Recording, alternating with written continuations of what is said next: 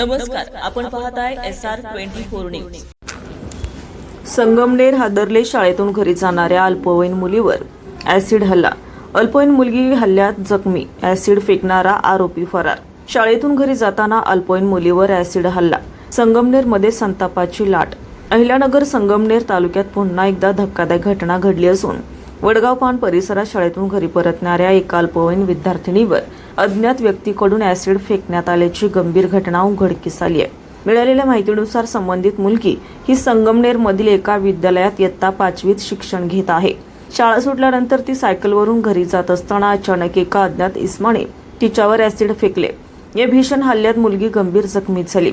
घटनेनंतर स्थानिक नागरिकांनी तत्परता दाखवत जखमी मुलीला तात्काळ जवळच्या खासगी रुग्णालयात दाखल केलं। तेथील डॉक्टरांनी प्राथमिक उपचार केल्यानंतर पुढील उपचारासाठी तिला लोणी येथील प्रवरा रुग्णालयात हलवण्यात आलं असून सध्या तिच्यावर उपचार सुरू आहेत। दरम्यान या घटनेमुळे संपूर्ण संगमनेर तालुक्यात संतापाचं वातावरण निर्माण झालंय। काही दिवसांपूर्वीच एकतर्फी प्रेमातून तरुणीवर हल्ल्याची घटना ताजी असतानाच या प्रकार घडल्यानं नागरिकांमध्ये भीतीचं वातावरण पसरलंय। या प्रकरणाचा तपास संगमनेर तालुका पोलीस करत असून आरोपीचा शोध सुरू आहे। अहिल्यानगरचे पोलीस अधीक्षक स्वतः या प्रकरणात लक्ष घालत असल्याची माहिती मिळत आहे। तसेच आरोपीवर कठोर कारवाई करण्यात यावी अशी मागणी स्थानिक नागरिकांकडून जोर धरत आहे। SR24 न्यूजसाठी वसंत रांधवन, अहिल्यानगर। सर, नेमका काय प्रकार घडला आहे संगमनेर तालुक्यामध्ये? काय तपास सुरू आहे, काय सांगता?